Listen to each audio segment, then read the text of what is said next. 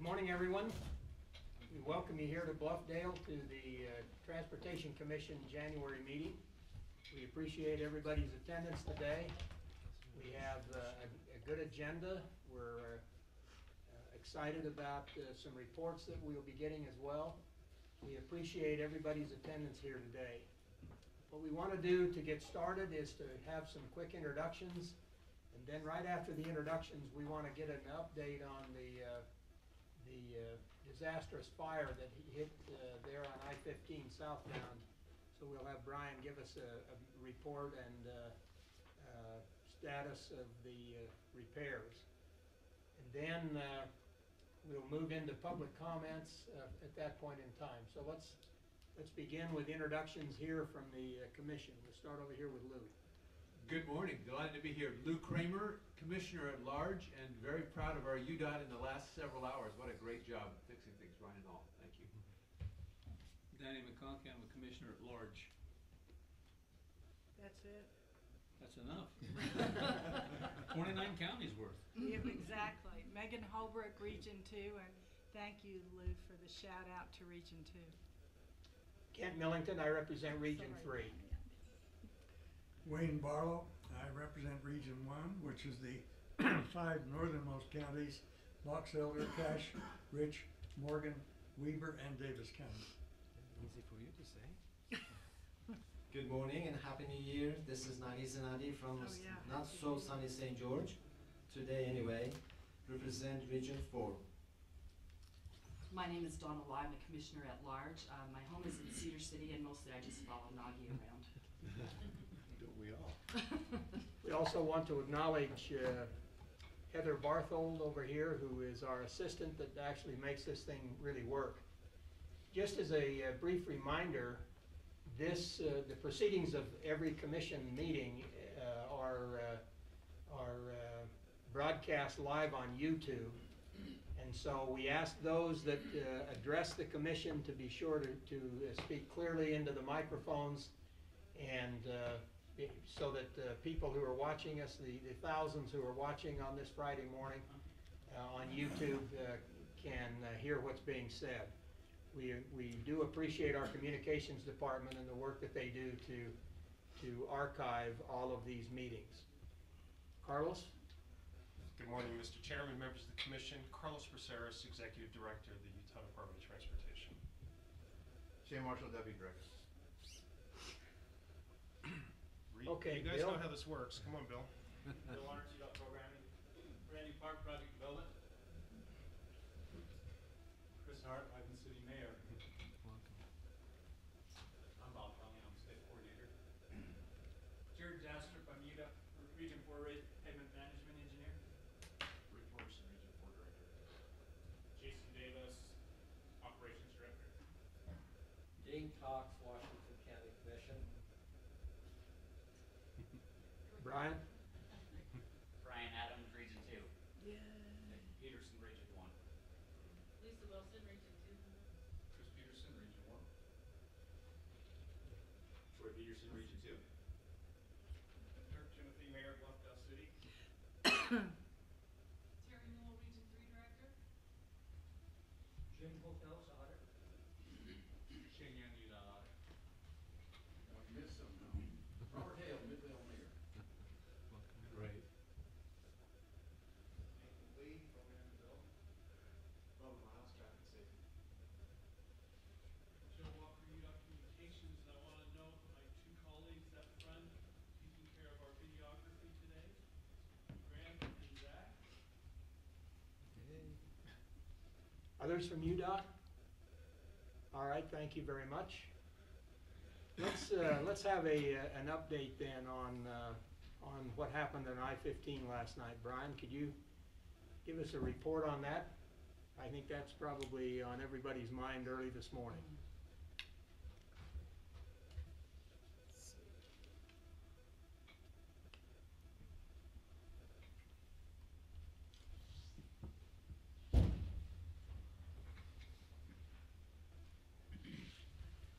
Yeah, what a crazy night, but also what a neat event to watch our forces work and try to deal with this situation. So I'll take just a second and kind of give you a briefing of what happened. So we had a semi-truck, 2 tankers holding about 11,000 gallons of fuel.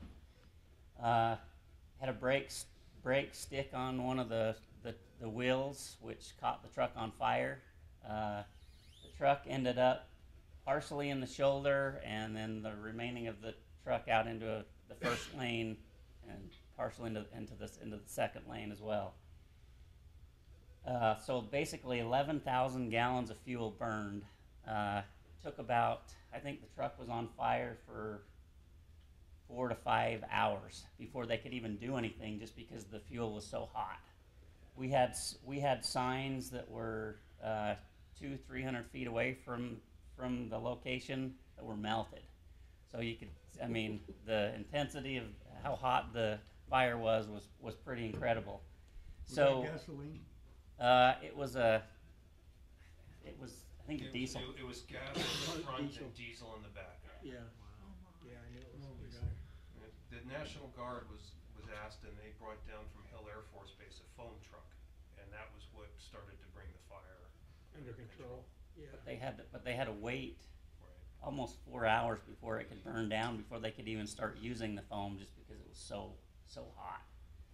So of course our guys working with fire and highway patrol and whatnot. We had IMT on scene. We had our maintenance guys on scene, standing back, waiting to try to assess the damage and try to figure out what we do to try to get this thing opened up as soon as possible. So it was a long 4 or 5 hours of just sitting and waiting. It was exciting to see all the game planning as far as what options we had if this happened, or so we get asphalt. What kind of materials are we going to need? Can we get what procurement contracts do we have in place, and this and that, trying to just game plan on how we were going to handle this. And I remember a conversation that I was having with my wife as we were sitting there watching it burn on the TV, and the reports are, oh my gosh, this is so bad, but then we've got snow coming, and what are we going to do in between? And I remember her reaction was, what are you going to do? This is going to be a disaster. Yeah. And Region 2 director, what are you going to do? And I remember telling her, I said, I'll bet you money we'll have this thing open by AM commute traffic. We'll figure a way to do it. And she wouldn't believe me. So anyway, we luckily had a contractor that was doing some work for us, Granite Construction, one of our premier contractors, and we were so lucky to have them there and available. They've been doing some spall repairs on I-15, so they had all the right equipment.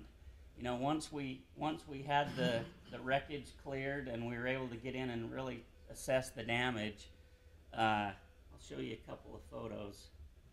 Again, it burnt so hot that it just basically the top of the concrete just raveled up, and we had areas where you could scrape off the top of the concrete probably 3 inches deep. And so as our guys got in and started assessing the situation, we're like, okay, what do we do? And at that time we made contact with Granite. They had their sandblasters on site because they were going to go do that same type of work along the corridor. So we mobilized them in. They sandblasted the whole area. There was about 15, 16 panels that were damaged, all of them with differing variation of damage, but about 15 panels that were damaged. So they sandblasted it all off, got hold of suppliers and material to get some of what we call this quick setting concrete that we use on bridge decks, that you basically will come and apply over the top of these and screed it all out, and then it'll cure out in around 4 hours. And so as they were working on getting all the surface ready, they had materials on their way out, and we got it poured, and we're expecting to open up the traffic, I would say anytime now. We've got John Gleason is out with the media right now, wanting to do a little story on what happened and the fix, and but we're pretty excited. That's what it looks like right now. Those are the patches, and again, just waiting for it to cure out. But we're expecting to have traffic on it anytime now, and just wanted to give a shout out to our guys and our contractors. They did an amazing job. And talking with Joe this morning, just being part of the communication and the planning process, it's pretty amazing how well we do it internally.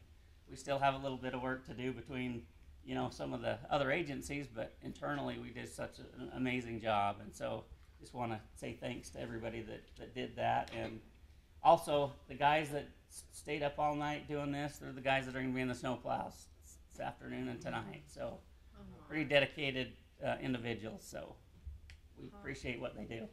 Now that's a story that unfortunately doesn't get told enough. That's right. Of the tremendous response that your division was able to make all of a sudden. I mean, an emergency situation like that.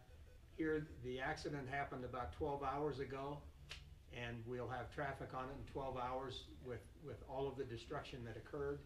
Is just an amazing story. Congratulations, Brian, and thanks to all of your team and the contractors and everybody that worked on this project. Thank you. This will help in reaching one of Carlos's 10 goals. Yeah. Let's hope so. How long can we leave this fixed for? How many months, weeks, days? Oh, we're not too concerned. It's obviously a temporary fix, but it'll give us plenty of time to go in and assess the true damage and get a good game plan on what we need to do to go in and fix for permanent fix. But it's a pretty. I mean, this is what we do in a lot of cases when we have the big potholes and spalls. So quite a bit of confidence on it'll last us for a while until we can get in there and figure out the long-term fix. Right, it's not pretty, but it works. That's beautiful. Okay. Thank you. Thank you, Brian. Well done. And Brian, you probably didn't get much sleep last night either, so thank you personally. No, chocolate cake is beautiful. Well, thank you very much for that update. I wanted to be sure that everyone had that opportunity to hear what a tremendous response we've had on that project. We're going to turn now to our public comments. We want to start with the mayor, Mayor Dirk Timothy. We want him to come forward. I think he's got a little presentation and a welcome. Beautiful facility, Mayor. Thank you for letting us be here. It's great to be here. Let me just switch out really quick before I start.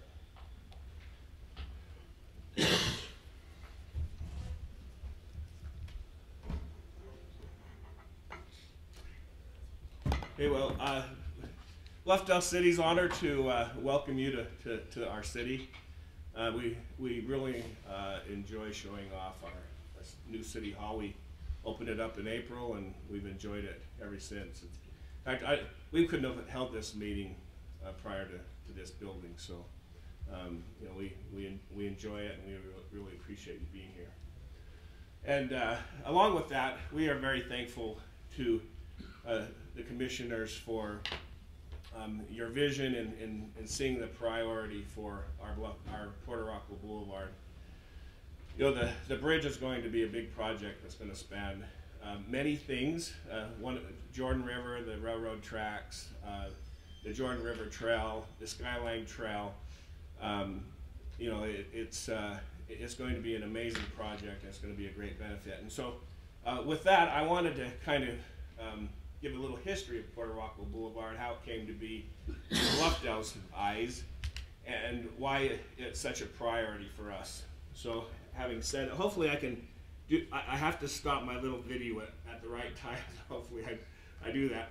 Believe it or not, the talk actually started, this is actually in Sandy, it's Jordan Commons. And back in 2001, back in Mayor Tom Dolan days in Sandy and their city, they built Jordan Commons, and and a couple of our city council members at the time thought, wow, that's impressive. It was kind of a new thing, you know, then, and it got me thinking on economic development and where would we put something like that, because that looked like something that could really be a good thing for the region. And so knowing that the point of the mountain is a really good economic development area, and the reason why is because this is the point of the mountain. So you have Utah County here, Salt Lake County here, and then you have the Mountain View corridor where it ends is right here, and then it comes down and it connects to Redwood Road, and then you have I-15. So the point of the mountain is really unique because there's really no place that many north-south arterials are so close together. And if you're going to connect them, the point of the mountain, if you're going to connect them east and west, the point of the mountain is an excellent place. And so, as Bluffdale City was talking about economic development for the area, we knew transportation was going to be very, very important. Especially if we got it right, then it could serve, you know, many people much better. So we started a study. We call it a Stantec study because Stantec Engineering did it. And it was with the help of UTA and UDOT. We were all on board, and part of the discussion was how do we connect the area and have it be the most efficient. And there was kind of a design of a crisscross where people, no matter what direction, what side of Utah Lake they're coming from in Utah County, can go either down the middle of Salt Lake County or east and west in Salt Lake County, and vice versa, both ways. So, hence the Puerto Rockwell Boulevard was born. At least the idea of it was born. Oops, I didn't stop my video quick, I guess. So, let me get back to that. So, this is Puerto Rockwell Boulevard, and the little yellow dot's the bridge. So it's the bridge that the Commission approved funding for the 2020 and 2021 years. And you know, that's of course the connector between the east side and the west side of Puerto Rockwell Boulevard. So just to give you a little information, so Mountain View corridor ends right here. Eventually it will continue on to Utah County. Puerto Rockwell Boulevard used to all be in Bluffdale City, and it was divided into 6 segments. The 6th segment is now in Harriman, which is currently built to a 5-lane configuration, and eventually it will be 7 lanes. And then segment 5, 4, 3, 2, 1, clear to 146 South. And at the time, it was designed to connect Mountain View corridor, which is a future freeway, to I-15 by curving Puerto Rockwell Boulevard right into the interchange. However, you see that it now goes straight, and because at the time of the study, the prison was there. And with the prison moving and with the new interchange on Bangerter Highway, this road is now, this road right here is now pointed potentially to the new interchange. I say potentially is because it's in Draper, and you know, we dotted lined it over there, but we're not trying to you know, give direction to Draper and those who would be in charge of that, but we just think it'd be a really good idea. So this plan changed during the environmental assessment. And also the environmental assessment changed it from a 5-lane road to a 7-lane road because of the projected traffic that will be in this area. So currently, this section from here to here, clear to here, is built in half of its configuration. And so just to give you a little glimpse of what it looks like. So this is us paving it last summer. You know, there's a trail, a 10-foot trail that hasn't been completed on the right side in this picture, but it has now. And of course there's street lights, and it's got a finished configuration on the north edge, but it isn't a completed configuration on the south edge, and that's for the future widening. So So just to give kind of a look to the area, so to the north is all this area, and right here, next summer, the Jordan School District's going to be building a